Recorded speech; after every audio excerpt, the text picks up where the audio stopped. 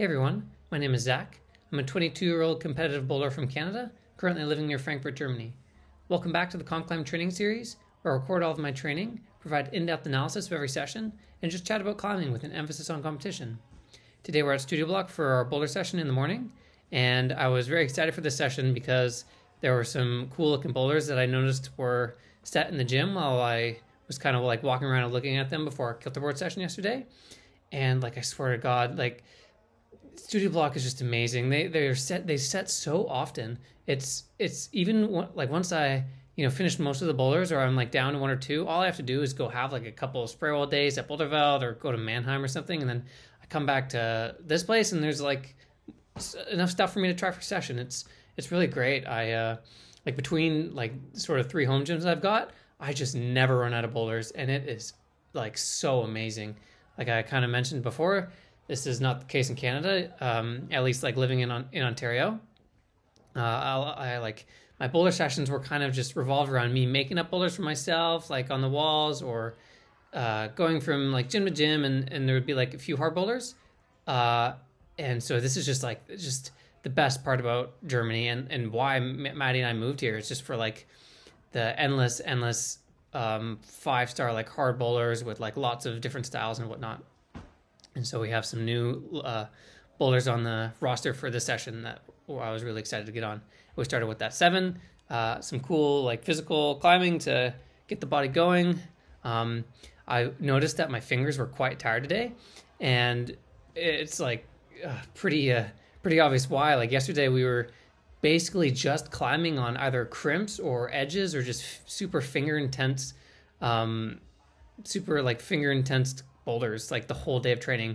Like obviously we had our kilterboard session followed by a campus session on like a woody yesterday, and usually with the day 1 of training, when it's like a spray wall session and a campus session, I'll do that Boulderveld where they have kind of like a more like classic spray wall, and I can get on open-handed boulders and like some movement-based boulders with some more positive holds and like some slopers. But when you do a kilterboard session followed by a campus session on woody, and there's no relief for the fingers, and I'm not really used to that either. So I found that I was like kind of like shocked today. I was like, whoa, my fingers are so tired. And so I noticed it on that first boulder with like just those kind of edges. And I was kind of worried too, because some of these cool boulders that we're getting on today that I had planned had like some crimps. So, but it was okay. They were just a little tired. They weren't hurting or anything. So now we're trying the 6, cool swing move. And I fell on my first try because I actually like swung too much. It was kind of interesting for this move. I found that I had to swing a little bit less, and it was actually better to do it. And I used like a technique that I've sort of talked about recently as well for this first move, where I do like my side to side swing. I find this is a sort of a skill that I've been putting into place on a lot of moves recently, where I kind of have my sort of default tactic that I do, where I hang, I swing once to the side in the direction I want to go, swing to the left, and then go right away, and that's enough momentum for me. And I really try and generate my momentum out of my lats. I've been having a lot of practice with this move lately, and learning a lot about it. And so now we have this boulder. This boulder was like this was getting me super psyched up for the session. I had like seen this boulder obviously yesterday before a kilterboard session, and I was really upset that I wasn't having a boulder session because I was just like super inspired by this boulder. It looks so cool, and it like climbs really well as well. Like it's on their outdoor wall here, and it was so hot today, and this boulder's just kind of baking in the sun. I had to crawl under the little cave to get some shade in between my tries because I was getting cooked alive sitting on the mat there, and my phone was getting roasted too. So I just kind of went and sat under the cave there for a little bit of rest, and I ended up sending a boulder on this try. It actually only took me 2 tries, which I was a little bit sad about too, because when I was looking at this boulder, I was psyched because it looked really hard. Like it looked really physical. This big vert hold in the middle here is like pretty slopey, and it's not at the best. And I was like prepared for this to like take a while to do, especially because this crimp looked really bad. And the crimp was a bit better than I expected. You had to be super precise, and I got like kind of lucky to stick it on one of my early tries. And yeah, this like sort of physical sequence in the middle was super cool. And then this hold, the second last hold, actually was way more positive than I thought. It was actually almost a jug. It's like quite in cut. And I think if it was a bit worse, this boulder would have been like a proper project. I was kind of hoping that it would be like super hard and it would take a few sessions to do. But I ended up doing a second try. It was still like super cool. Like that boulder was really awesome. And Actually, yeah, so that boulder brings me to my tip of the day as well. So this one is, you'll have to, it's kind of hard to notice on the boulder when I do it, but it's like for the sort of moves where you have like sort of a really intense side pull or a really intense undercling, it's more applicable when you have a super intense undercling that's like not a positive hold. Let's say it's like a flat hold, like or a sloper or something. This sort of technique comes mostly into play on these sort of moves where you have to like match it, like a bad undercling. But something I found I needed to do in order to kind of come into that crimp like really well was I had to almost treat that move like a deadlift. So if I was to grab this big slopey side pull and like really try and engage my bicep and really just pull on it, the hold is too bad in order to really gain a lot of stability. And what you want to do is you want to be sort of leaning back and laying back on that sloper in order to get like a stable position to come into this crimp. And so what I found myself doing is I tried to do this technique where I almost turned that move into like a deadlift move. So if you notice, if you can go back and watch the clip, I bring my kind of hips into the wall and I really sort of lock out my back. The same feeling that like if you know how to deadlift properly and you know the proper technique, the way you feel your back engaging and like sort of like is straight and locked in, that's like the sort of feeling you want for that sort of move.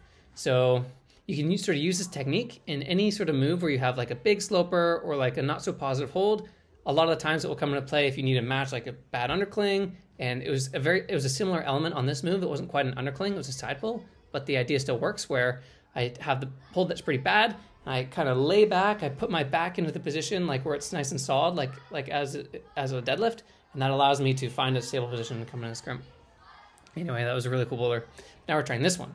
And I've been falling on it a bunch. It looks like a paddle move. I was wondering if I could break it, but then I kind of sussed it out, and they did a good job of like making this crimp just a bit too bad, like this flat one at the beginning here. They made it a bit too bad, so I couldn't just jump straight up. I really had to do the sequence where you go out to the left here. So the setters did a good job with this one. And this was where I was really feeling my finger fatigue. Like these crimps are pretty bad, and I really was struggling to get like a lot of purchase and a lot of power on them because my fingers were so tired from the previous day. I found myself just needing to get so fired up before every try and like summon as much energy and finger power as I could in order to do this move. And the paddle, I felt like kind of close. This wall is also like kind of like a cylinder. It's kind of curved. And so this paddle is not just sideways. You actually have to kind of go around a corner, which really makes it, it adds this sort of weird element that makes it a lot harder. My timer for the session was winding down. I was starting to wonder if I was going to be able to do this. I wasn't feeling super close to this paddle, but it was like kind of close as well. I feel like I just needed to get like one like really good try in. But yeah, these crimps were quite bad, and I was playing around as well with like whether or not I wanted to jump out of like a heel hook with my right, and then sometimes I was doing a toe. I think I eventually realized that jumping off of a toe is a bit better for this move. And also, while I'm falling all over this boulder, actually, I'm going to take a second to talk about our title sponsor for the Conclimb series, which is Climbers Rock. It's Maddie and I's home gym back in Canada, and it's like the best climbing facility in the Toronto area. And without their support, this video series wouldn't be possible. So you can check out like their link in the description for more information. But anyway, here we are trying this boulder, and if you notice on this try here, it was funny actually. I kind of accidentally pinched the hold. I was trying to emphasize like almost just kind of using my fingers and like ignoring the thumb in order to do the paddle, because I felt like I was trying to pinch early on my first few tries. I was trying to pinch it and then it felt bad. So I kind of like ruled it out for a bit, and I was like, okay, maybe it's better not to pinch. And then I kind of almost got my beta messed up, and I almost tricked myself into thinking it was better to not pinch the hold. But then on this one try, I like accidentally pinched it. And I found myself like, I don't know why I did that, but I was like trying to avoid the pinch, and then one try I accidentally pinched it, and I was like, hey, whoa, that actually felt better. It's funny that on one of my early tries, the pinch felt worse. But anyway, you see there, I kind of just like jumped off the jug and realized that I could hold the swing with the pinch. And so going into this try here, I was actually kind of expecting to kind of pinch the hold to slow down my swing as much as possible and still go for the paddle. But here we go. I actually ended up just like pinching it and holding it the whole way. So I got pretty lucky to get another last minute send on this boulder. This was kind of the theme of yesterday's day of training, where we were just getting like a last minute send on both of our sessions. Super like clutch, like literally I was signing up for my last try of the day on both of those tries yesterday, and I managed to do the boulder. And the same thing here. I had like 3 minutes left on my timer, and I went and I sent it. So I swear I'm not doing this on purpose. Like, this is just happening on accident. I find the motivation like really just kicks in on my last try of the day, and it's hard to fake it almost. Like, especially when I'm in high volume mode and I'm like always tired during these sessions, like I'm not like sort of super fresh and primed and ready to go. In order to like summon up those 110% effort tries, you can't really fake it. And sometimes you just like need to have the pressure of like, oh, I only have one more try to do this, and we're probably not going to be having a boulder session here in a while. And so I need to send this boulder now. And it's funny how that can really just happen sometimes. And if you want to reward me for that epic send, go click the subscribe button because it really helps it a lot. And so that concluded our boulder session on Studio Block. It was quite good. I managed to have a bit better a session than I expected to after like my warm up and feeling my fingers were hurting quite a bit, or like they were pretty tired. And so, as I mentioned, like probably like a couple episodes ago or something, we visited this gym for the first time. This gym is called Boulder House. It's in Darmstadt. It is actually, Maddie and I had been recommended this gym a few times, and we had yet to check it out because just like we're always just caught up in Studio Block. But I finally said, okay, let's go check it out. So we scoped it out on a rest day. We went and scoped it out on a rest day, and it had like a really good workout setup. And so at the very least, we're going to be doing all of our workouts here. But that being said, I'm probably going to have a boulder session here in a couple of days because obviously the boulders like look good too. And so, yeah, I made the like short, like little 15-minute train ride from Studio Block here to Boulder House for our workout. And I rested like a little bit longer than usual, just because my fingers were so tired, and like obviously hangboard is going to be pretty intense with tired fingers. So I rested like as much as I could, like up until like 6 p.m. or something. And my hangboard actually felt quite good. I was surprised. And this is what I'm saying. It's like my body is just like can really recover between sessions sometimes. And I was able to have a good crimping session. I did 110 pounds, which is like at the upper end for me. And then slopers were good too. And I was still using that technique that I was talking about, where I realized that it's actually better to kind of have a bit of sweat on your hands for the slopers in order for them to stick a bit better. I kind of have this new chalk routine where I just put like a little bit of chalk on. I almost pat it on my shorts after too to get rid of a bit of it. And then that allows me to have my nice like sort of standard amount of friction that I want. And then I can just focus on the strength side of it. And then also I got a comment like probably a week ago now or something, like asking why I do hangboard second. And you know, I'm going to start doing this as well. I think it's like obviously sort of like the idea with these videos is to educate and like share my experience as well. And so like anytime like you want to have a question, leave it in the comments, and I'll try to start like answering more comments in these videos as well, especially when they're relevant. And so this one's a great example. This is a relevant question. Why do I do hangboard second in like after a climbing session? And that's a good question.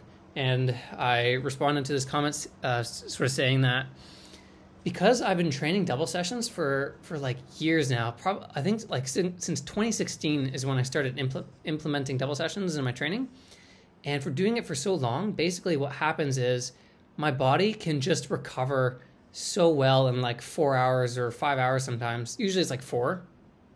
And the simple fact that I had a session earlier in the day, unless it was like sort of like an over the top, like very exhausting session, but if it's just a normal session, give me 4 hours and it's almost like a new day of training. And sometimes I'll feel stronger in the second session on any given day, even if it's day 2, than I would in the first. And this is actually probably an example of it. My fingers felt pretty strong in this session. I was crimping 110 pounds. It's pretty good for me.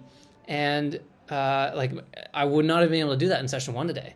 So it's interesting how like sometimes like a session in the morning can actually, with like enough rest, can enhance afternoon session. So there's like not really a right way to go about this. Like I don't like I think actually I would probably recommend to anyone else that you should probably do your hangboard before any climbing or whatnot. It's just better for like when you're like sort of new to hangboard.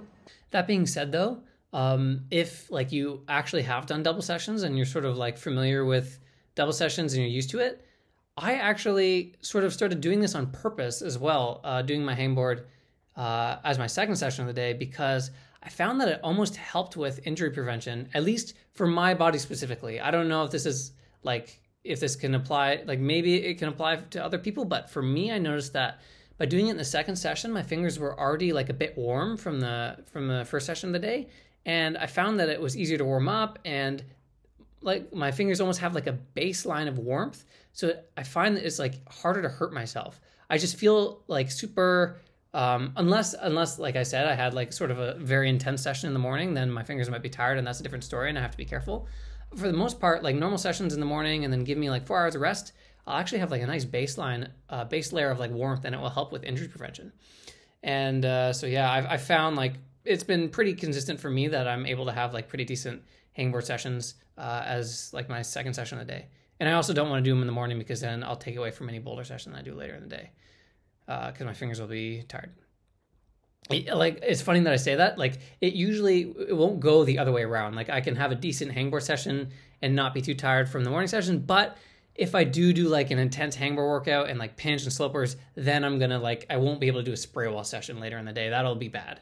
I could probably do a boulder session if I like stick to like technical boulders and stuff, but I find that I also like, I'll always try and prioritize the bouldering and the climbing portion of my training, and the hangboard is kind of just to enhance it. But anyway, this is all kind of like specific to me. I find that I can't give a lot of scientific based advice when it comes to training. I can just sort of share my experience. Yeah, that's just kind of how my body works at the very least. So yeah, that wrapped up today's day of training. Nice all day training, and it was fun too. On these last 2 days of training, we were able to execute some nice clean sessions. So I didn't have to like mix around my training. Like I said, I had to rewrite my training a bit because our workout setup got like stolen up on the roof, and I couldn't do my exercises at some gyms, so I had to sort of rearrange what my training routine was. So it's nice that we just have a nice plan that we can just go and execute. We did like some nice clean sessions. We didn't even go overtime. It was pretty perfect. It was a lot of fun. And so tomorrow's a rest day, and then we have just one more sort of week segment in this training cycle before another rest week. And I'm starting to get tired too. Like, it's only been 2 weeks since our last rest week, but I want another one. So I'm looking forward to that. And then, yeah, like I mentioned, probably the next episode we'll go and have a bouldering session here at Boulder House. We'll check out the style of boulders that they have to offer. So tune into that.